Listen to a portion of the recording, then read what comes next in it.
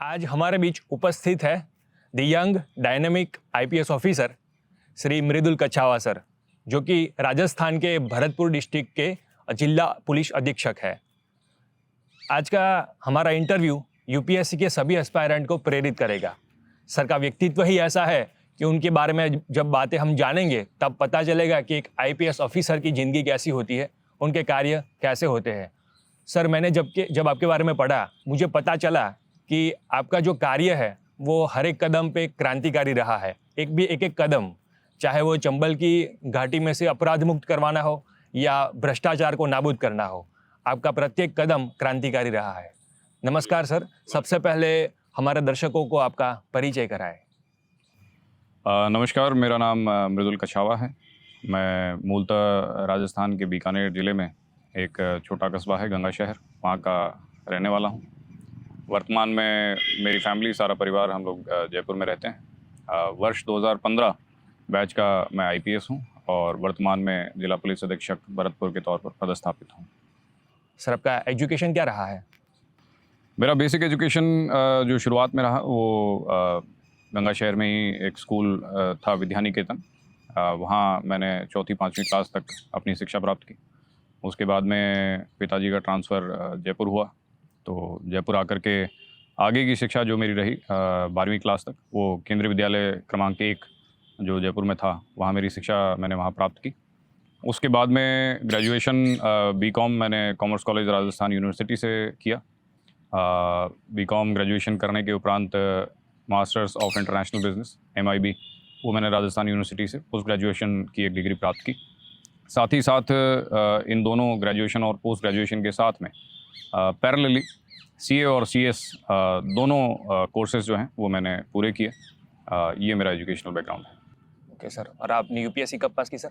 UPSC मैंने 2013 का जो एग्ज़ाम था, CSE 2013, वो मेरा प्रथम प्रयास था, और दूसरा प्रयास CSE 2014, जिसमें मुझे सफलता मिली और मेरा सिलेक्शन जो है वो IPS में हुआ। सर, आपका एजुकेशन बैकग्राउंड बताता है कि आपने CA CS इतनी बड़ी बड़ी डिग्रियाँ हासिल की, तो जाहिर सी बात कि आपके पास बहुत सारे ऑप्शन अवेलेबल होंगे, multinational companies, big salary packages. फिर भी सर आप इस फील्ड में क्यों आए सर? हाँ, बात आपकी सही है। कहीं ना कहीं CA CS अपने आप में प्रोफेशनल डिग्रीज़ हैं, और CA CS करने के बाद में बहुत सारे प्रोफेशनल एवेन्यूज़ आपके लिए रहते हैं। कई सारे कॉर्पोरेट सेक्टर में जॉब्स हों, चाहे खुद की प्रैक्टिस करना कोई चाहे, तमाम प्रकार के ऑप्शंस व्यक्ति के पास में उपलब्ध होते हैं। परंतु कहीं ना कहीं ये दोनों कोर्सेज़ करने के बाद भी एक आप कह लें कि एक जिज्ञासा, एक आकांक्षा कुछ और बड़ा करने की थी। और उसी समय पे मेरे पिताजी ने मुझे बताया यूपीएससी के बारे में और मुझे इंस्पायर किया। मेरे बड़े भाई, उन्होंने भी मुझे इस चीज़ के लिए इंस्पायर किया और यूपीएससी के बारे में उन्होंने मुझे बताया। वहीं से इस चीज़ की शुरुआत हुई और यूपीएससी की तैयारी फिर मैंने शुरू की। वर्ष लगभग 2011 के अंत में मैंने यूपीएससी की शुरुआत की थी अपनी जर्नी की, और लगातार संघर्ष करते करते आज इस स्थिति में आपके समक्ष हैं। जाहिर सी बात है सर कि इतनी बड़ी आप सफलता हासिल की है तो संघर्ष तो रहा ही होगा। तो आप सर बता सकते हैं कि क्या क्या संघर्ष आपकी लाइफ में आया? संघर्ष की शुरुआत अगर मैं कहूँ तो मूलतः जो हमारा परिवार है बहुत ज़्यादा जो है कि जिसको हम कहें कि इकोनॉमिकली वेल सेटल्ड हो, ऐसा नहीं था। मेरे पिताजी उनकी जनरेशन में पढ़ाई लिखाई करने वाले पहले व्यक्ति थे, और बाकी परिवार में ज़्यादा पढ़े लिखे लोग नहीं थे। पिताजी ने अपने समय में अपना संघर्ष किया और हमें एक अच्छी शिक्षा दी, हमें इस्टेब्लिश किया जयपुर में, और जयपुर में हमें एक स्थायित्व प्रदान किया। उनके खुद के ट्रांसफ़र्स तमाम जगह होते रहे, पूरे देश में अलग अलग जगह पर उनका पदस्थापन रहा। वो सर गवर्नमेंट? लेकिन हाँ जी, वो सरकारी नौकरी में थे, वर्तमान में रिटायर्ड हैं। और तो उन्होंने वो सर गवर्नमेंट? लेकिन हाँ जी, वो सरकारी नौकरी में थे, वर्तमान में रिटायर्ड हैं। और तो उन्होंने स्वयं संघर्ष करते हुए हमें एक स्थायित्व प्रदान किया जयपुर में रहने के लिए, और उस स्थायित्व से बेहतर शिक्षा हम ले पाए। और तमाम जो मेरी एजुकेशनल बैकग्राउंड आपने देखा सुना, CA हो चाहे CS हो, बाकी ग्रेजुएशन एंड पोस्ट ग्रेजुएशन, ये सारी चीज़ें एक जगह रह कर के और तसल्ली से एकांत में वो चीज़ हम कर पाए। तो सर्वप्रथम तो संघर्ष तो पिताजी का था, साथ ही साथ मिडिल क्लास फैमिली से मैं आता हूँ और बहुत ज़्यादा एक्सपोजर शुरुआत से यूपीएससी का नहीं था। पिताजी ने उसके बारे में बताया, मेरे बड़े भाई ने उसके बारे में बताया और बताया कि किस प्रकार का एक जॉब प्रोफाइल होता है, किस प्रकार के कार्य होते हैं, किस प्रकार की जिम्मेदारी होती है। तो कहीं ना कहीं यूपीएससी के प्रति एक आकर्षण पैदा हुआ और कुछ और करने का जज्बा था उस वक्त कि ठीक है, ये तो अभी तक जो हुआ वो अच्छा है और कुछ आगे किया जाए। तो वही एक जिज्ञासा थी जिसने जो है आगे बढ़ाया। तो सर, आपके माता पिता का अहम योगदान रहा है आपकी इस जर्नी के अंदर। तो जितना अभ्यर्थी का योगदान होता है तैयारी में, उतना ही योगदान उनके परिवार का होता है, उनके माता पिता का होता है। तो सर, कभी आपको ऐसे प्रेशर नहीं किया जॉब के लिए, मैरिज के लिए तैयारी करने दी आपको? नहीं, प्रेशर कभी भी मुझे मेरे परिवार की तरफ से कभी किसी प्रकार का प्रेशर नहीं फील हुआ। रादर चाहे मेरे माता पिता हों, भाई हों और नौकरी में आने के बाद में शादी मेरी हो गई थी तो मेरी वाइफ हैं, किसी भी की भी तरफ से कोई प्रेशर आज तक कभी नहीं हुआ कि ऐसा करना चाहिए या ऐसा नहीं करना चाहिए। रादर चाहे मेरी पढ़ाई का दौर हो, यूपीएससी का दौर हो और यूपीएससी के बाद में नौकरी का दौर हो, मेरे परिवार में जो भी सदस्य हैं सभी ने अपने अपने स्थान पर रह करके मुझे हमेशा मोटिवेट किया। चाहे मेरे पढ़ाई के दिन हो, यूपीएससी के दिन हो, ट्रेनिंग के दिन हो, बाद की पोस्टिंग्स के दौर हों। चूँकि पुलिस की जॉब ऐसी है कि अपने आप में एक कठिन नौकरी है और टाइम बहुत ज़्यादा फैमिली को दे पाना थोड़ा मुश्किल हो जाता है। तो ऐसे समय में फैमिली ने हमेशा सपोर्ट किया है, मोटिवेट किया है और एक संबल बढ़ाया है। सर, आप तैयारी के लिए दिल्ली गए थे? जी, वर्ष 2011 में मैं जयपुर से दिल्ली गया था। दिल्ली में ही रह करके मैंने यूपीएससी की तैयारी की। शुरुआती दौर में मैं अपने पुराने मित्रों के साथ में दिल्ली में रहा और उसके बाद में पहला अटेम्प्ट देने के बाद में ओल्ड राजेंद्र नगर में शिफ्ट हुआ। सेकेंड अटेम्प्ट जो मैंने दिया था वो ओल्ड राजेंद्र नगर रहते हुए मैंने दिया था।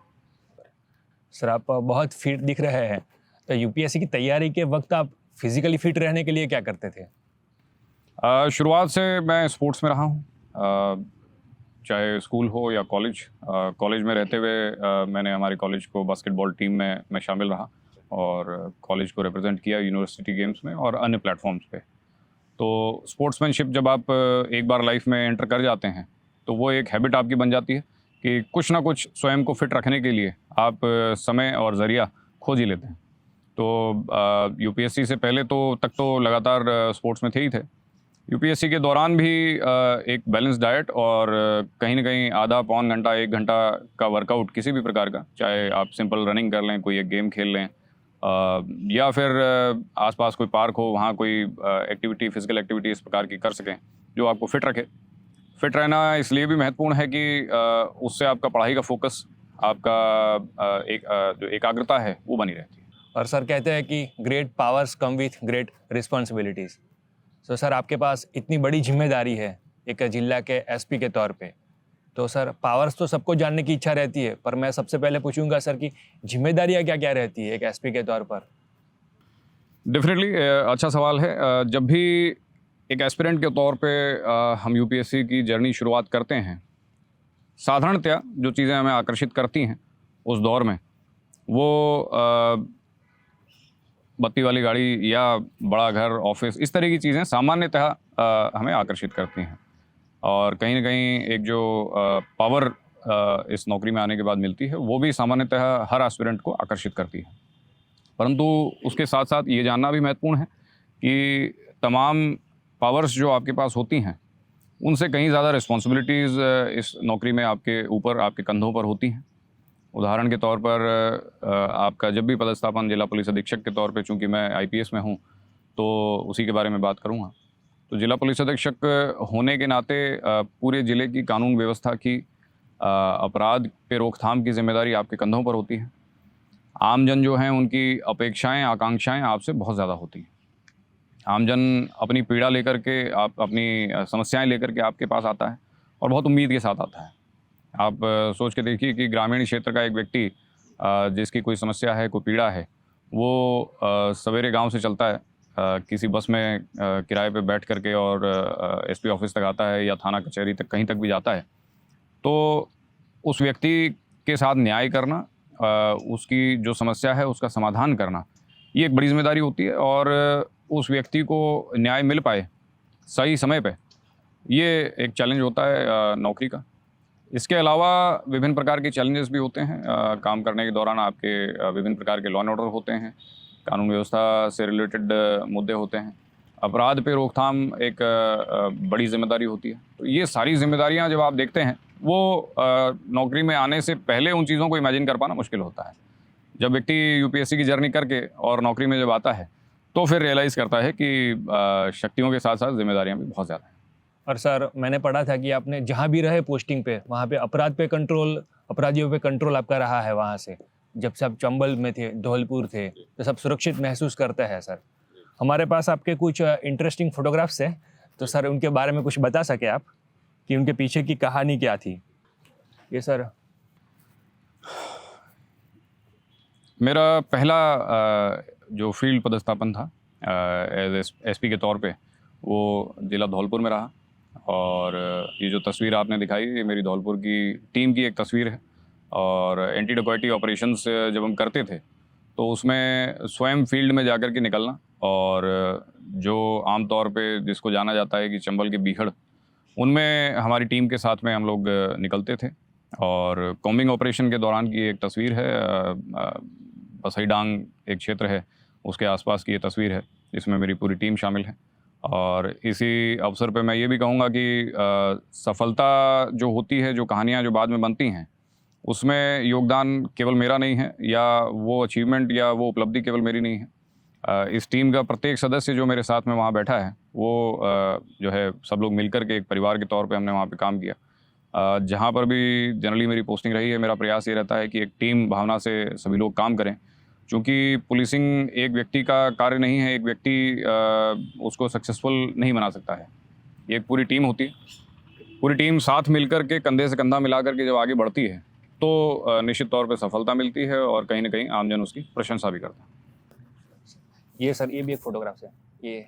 जी, ये भी अगेन जो है थाना बसई डांग, चंबल का जो बीहड़ का क्षेत्र है, चंबल नदी के पास की ये तस्वीर है। और अगेन एक इसी प्रकार के कॉमिंग ऑपरेशन के दौरान ली गई तस्वीर है।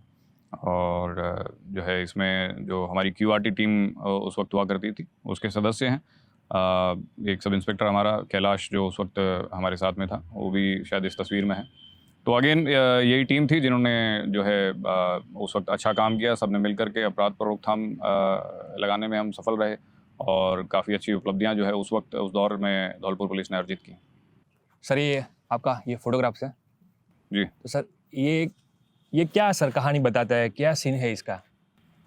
देखिए, चंबल का जो बीहड़ है दुर्गम स्थान है, टोपोग्राफी वहाँ की जो है वो काफ़ी दुर्गम है। ये जो तस्वीर है, ये आम जो ग्रामीण लोग वहाँ के थे, उनसे जो है एक चर्चा करते हुए एक तस्वीर है, जिसमें कि पुलिस क्या प्रयास कर रही है अपराधों की रोकथाम के लिए, और ग्रामीणों का उसमें सहयोग ले पाना, ये भी हमारा एक दायित्व होता था कि आम व्यक्ति जो वहाँ का रहने वाला है, वहाँ से क्रिमिनल इंटेलिजेंस, आपराधिक आसूचना हमें मिल सके, उसके लिए एक पॉजिटिव इंटरेक्शन जो है वो स्थानीय लोगों से हो, उसकी ये तस्वीर है। किसी भी प्रकार का ऑपरेशन जब चंबल क्षेत्र में, बीहड़ क्षेत्र में हम लोग करते थे, तो उसकी पहले पूरी व्यूह रचना बनाई जाती थी ऑफिस में बैठ करके। क्या टारगेट है, क्या एरिया ऑफ ऑपरेशन है, क्या रहेगा, रूट क्या रहेगा, कितनी टीमें रहेंगी। सर्वप्रथम जो टीमें हमारे साथ में जा रही हैं, उनकी सुरक्षा सबसे महत्वपूर्ण काम है। कोई ऐसी घटना ना हो कि हमारा कोई साथी जो है उसके साथ कोई घटना हो, चोटिल हो, या उसके साथ में कोई गोली लगे या इस तरह की बात हो। तो तमाम प्रकार के ऑपरेशंस उस दौरान में जो हुए, उसमें पूरी टीम ने बढ़ चढ़ के हिस्सा लिया। पूरे जो है ब्रेवरी से सभी ने काम किया। और जब भी इस प्रकार के ऑपरेशंस होते थे, कई बार आपस में एक्सचेंज ऑफ फायर हुआ है अपराधियों में, हमारी टीम में। और एक समय ऐसा आया था कि इतना दबाव उस वक्त पुलिस का था, काफ़ी अपराधियों ने सरेंडर भी किया और काफ़ी सारे अपराधी पकड़े भी गए। और बहुत हिम्मत होनी चाहिए ग्रुप के अंदर, टीम के अंदर, तो कोऑपरेटिव की भावना होती है, तभी ऐसा सक्सेसफुल ऑपरेशन हो सकता है सर। निश्चित तौर पर। हमारे पास एक यूनिक का सर फोटो है आपका, ये सर क्या बताता है सर? कोई रो रहा है और आप जा रहे थे, ऐसा कुछ था? यहाँ से ट्रांसफर हो रहा था कहीं जगह से? ये तस्वीर शायद तक 8 जुलाई 2020 की है। 8 जुलाई 2020 और ज़िला करौली की ये तस्वीर है। धौलपुर से जब मेरा करौली ट्रांसफ़र हुआ था, तो मेरी पूरी टीम जो है वहाँ करौली तक छोड़ने के लिए मेरे साथ गई थी। और करौली छोड़ने के बाद का ये एक भावुक क्षण था। इसमें हमारी टीम का एक साथी था, तो वो भाव विभोर हो गया था और जो है अपने भाव रोक नहीं पाया और रोने लगा था। आमतौर पर सब पुलिस को हम वो नज़र से देखते हैं कि वो मारेंगे या डराएंगे, लेकिन जो आपने जो यहाँ पे एटमॉस्फेयर क्रिएट किया है कि सबको एक फैमिली की जैसी फीलिंग आती है, वो एक बहुत बड़ी एक उपलब्धि है। नहीं, डेफिनेटली पुलिस की जो आम छवि है वो कहीं ना कहीं किसी कारणवश गलत बनी हुई है, जबकि ऐसा है नहीं। आमतौर पर प्रयास हमारा ये रहता है कि आपराधिक तत्व जो हैं उनके प्रति पुलिस सख्त रहे और आमजन जो हैं, जो पीड़ा में हैं या अपनी समस्याएं लेकर के हमारे पास आते हैं, उनकी समस्या का समाधान हम कर सकें। ये उद्देश्य रहता है और ये हम प्रयास भी करते हैं कि हमारी पूरी टीम इसी उद्देश्य से काम करें। जैसा राजस्थान पुलिस का ध्येय वाक्य भी है, अपराधियों में भय और आमजन में विश्वास, ये इस ध्येय वाक्य को लेकर के इसी भावना से हमारी पूरी टीम काम करती है। और सर ऐसे अपराधियों का जो वातावरण होता है, ऐसे एरिया के अंदर टेक्नोलॉजी किस तरह से यूज़ होती है सर, जो पुलिस तंत्र में होती है? डेफिनेटली आज के समय में टेक्नोलॉजी, मोबाइल का प्रयोग कह लें या सोशल मीडिया या अन्य प्लेटफॉर्म्स, इनका प्रयोग भी आपराधिक तत्वों द्वारा अपराध को अंजाम देने के लिए काफ़ी हद तक होता है। साथ ही साथ पुलिस का रोल ये रहता है कि इन्हीं टेक्नोलॉजिकल इनपुट के आधार पे अपराधियों को पकड़ पाना, ये भी एक बड़ा चैलेंज है। तो निश्चित तौर पे हमारी टीमें जब भी कोई ऑपरेशन करती हैं तो पहले फिर होमवर्क होता है। होमवर्क का ही एक पार्ट है कि जो टेक्नोलॉजिकल एनालिसिस और सारी चीज़ें जो हम करते हैं, वो बहुत महत्वपूर्ण चीज़। सर आपका जो हम ट्रैक रिकॉर्ड देखते हैं कि आपने जो जो ऑपरेशन सक्सेसफुल किया है, उसमें बहुत ही हिम्मत की ज़रूरत होती है, बहादुरी की ज़रूरत होती है। तो सर वो कैसे कार्य करते हैं सर आप, जैसे डिसीजन लेना होता है? पुलिस की नौकरी में बहुत सारे फैसले आपको फील्ड में रहते हुए लेने पड़ते हैं। बहुत सारे ऑपरेशंस जिनकी अभी चर्चा हुई आपके साथ में, उसमें जो हमारी टीम थी, टीम ने बहुत बहादुरी से काम किया। इसके अलावा भी रूटीन लाइफ में, आपके जीवन में, आपके प्रोफेशनल जीवन में बहुत सारे फैसले ऐसे होते हैं जिनमें आपको सैद्धांतिक रूप से सोच विचार करके फैसला लेना होता है। इन चीज़ों में मेरा ये मानना है कि मेरी मदद जो है वो जिसने की है वो मेरे माता पिता के संस्कार हैं। जिस प्रकार से उन्होंने हमारी परवरिश की, जो चीज़ें, जो वैल्यूज़ उन्होंने सिखाई, हमेशा कहीं भी कोई डिलेमा अगर आता है कि ये करना उचित रहेगा या ये करना उचित रहेगा, तो मैं हमेशा ये सोचता हूँ कि कहीं ना कहीं जो माता पिता के संस्कार हैं उनको मैं याद करता हूँ और फिर फैसला लेना थोड़ा आसान हो जाता है। शादी के बाद में मेरी वाइफ, जो कि मेरे जीवन का अहम हिस्सा है, बहुत सारे फैसले ऐसे होते हैं कि मैं उनसे भी चर्चा करता हूँ और कहीं ना कहीं वो भी जो है एक सैद्धांतिक एडवाइस आप कह लें या एक सोल कीपर उस चीज़ को कह लें, तो बहुत सारे फैसले लेने में पारिवारिक संस्कार और जो वैल्यूज़, फैमिली वैल्यूज़ हैं, वो बहुत महत्वपूर्ण होती हैं। सर कई बार प्लान ऑर्गेनाइज करते हैं और स्ट्रेटजी बनाते हैं, फिर सक्सेसफुल नहीं हो पाता है और सब टीम मिलती है और तैयारी करता है कि अब करना है, फिर भी सक्सेसफुल ना हो पाए, अनसक्सेसफुल हो जाए, ऐसा कभी बना है सर? बहुत बार हुआ है। जितनी कहानियाँ सफलता की हैं उससे ज़्यादा कहानियाँ असफलता की भी हैं। तो फ़र्क केवल इतना है कि सफलता की कहानियाँ जो हैं वो आपके हमारे बीच में आ जाती हैं, असफलता की कहानियाँ कहीं खो जाती हैं। बहुत सारे मौके ऐसे आए जहां हमने बहुत अच्छा ऑपरेशन होमवर्क किया, फील्ड में भी प्रयास किए, पर वो चीज़ें सफल नहीं हो पाई जैसी अपेक्षा थी। ऐसे मौके पे टीम को पुनः मोटिवेट करना, कोई बात नहीं, इस बार नहीं हुआ, फिर से प्रयास करेंगे। तो अगेन कंसिस्टेंसी वाली बात जो मैंने एस्पिरेंट्स के लिए कही, वही चीज़ यहाँ भी लागू होती है। आपका कोई टारगेट है, आपका कोई ऐसा काम है जो आप अचीव करना चाहते हैं, कोई ऑपरेशन है आप करना चाहते हैं, कोई अपराधी है जिसको पकड़ना चाहते हैं, लगातार प्रयास करते रहें। हो सकता है सफलता 1 बार नहीं मिलेगी, 2 बार नहीं मिलेगी, 3 बार नहीं मिलेगी, हो सकता है चौथी बार मिल जाए, परंतु 2 बार न मिलने पर उस चीज़ को छोड़ देना, वो ऐसा रवैया जो है वो कभी नहीं रखा है। टीम को पुनः मोटिवेट करना, नए सिरे से काम करना, नई सोच लेकर के आना, नए एंगल से सोचना, और हमेशा टीम के जो इनपुट्स हैं, उनके जो सुझाव हैं, उनको भी इनकॉर्पोरेट करके और फिर आगे बढ़ना पुनः फिर से इस तरीके से जो है पहले के समय में या अभी में भी हम काम कर रहे हैं। और बहुत सारे कार्य ऐसे होते हैं जो नहीं हो पाते हैं, तो उसका अर्थ ये नहीं है कि व्यक्ति में कमी है या टीम में कमी है या प्रयासों में कमी है। कुछ कार्य ऐसे होते हैं जो नियति में आपके झोली में नहीं लिखे होते हैं, तो उनको भूल जाना चाहिए। मैं मानता हूँ कि उसमें एनर्जी लगाने के बजाय दूसरे कार्य पे हम फिर फोकस कर सकते हैं। जो भगवत गीता में कहा है कि फल की चिंता मत करो, अपने कार्य पे ध्यान दो सर। जी सर, आज ये इंटरव्यू हमारे यूपीएससी के एस्पायरेंट सब देख रहे होंगे, तो सर आप क्या संदेश देना चाहेंगे उनको? यूपीएससी एस्पिरेंट्स के लिए संदेश मेरा बहुत बड़ा संदेश कोई नहीं है। खुद के अनुभव से जो मैं चीज़ बताना चाहूँगा, बहुत सारे लोग कहते हैं कि यूपीएससी करने के लिए हमने 18 घंटे पढ़ाई की, 20 घंटे पढ़ाई की, तो मैंने ईमानदारी से इतनी 18 घंटे 20 घंटे मैंने कभी पढ़ाई नहीं की। ऑन एन एवरेज जो अगर आप घंटों में निकालेंगे तो 12 या 13 घंटे मैक्सिमम जो है पर डे एक सीटिंग जो होती थी पढ़ाई के लिए, वो एकाग्रचित होकर के 12 घंटे 13 घंटे मैं मानता हूँ कि बहुत सफिशिएंट है। बाकी सबका अपना तरीका होता है, तौर तरीके होते हैं, कुछ चीज़ें व्यक्ति को अपने मुताबिक ढालनी पड़ती हैं। कोई व्यक्ति ऐसा होता है कि किसी को कोई पर्टिकुलर सब्जेक्ट टॉपिक जो है वो 2 घंटे में समझ में आ जाएगा, किसी व्यक्ति को हो सकता है वो 4 घंटे में समझ में आए। तो ये चीज़ें आपको अपने मुताबिक आपकी खुद की शैली, स्ट्रैटेजी आपको खुद बनानी पड़ती है। ये हमेशा एक ऑर्गेनिक प्रोसेस है। किसी का एक सक्सेसफुल आदमी का फॉर्मूला दूसरे व्यक्ति पे अप्लाई हो जाए, ऐसा नहीं है। ऐसा यदि होता तो हर आदमी यूपीएससी क्लियर कर लेता। तो मेरा जो बेसिक चीज़ें हैं जो मैं एस्पिरेंट्स को कहना चाहूँगा, सबसे महत्वपूर्ण है कंसिस्टेंसी। आप जो भी काम करें, जो भी प्रयास आपका रहे, उसमें आप कंसिस्टेंट रहें। भले ही आप 18 घंटे नहीं निकाल सकते, आप 15 घंटे भी नहीं निकाल सकते, आप 10 घंटे अगर निकाल पा रहे हैं तो 10 घंटे निकालिए, लेकिन उसमें कंसिस्टेंट रहिए। तो पहला है कंसिस्टेंसी।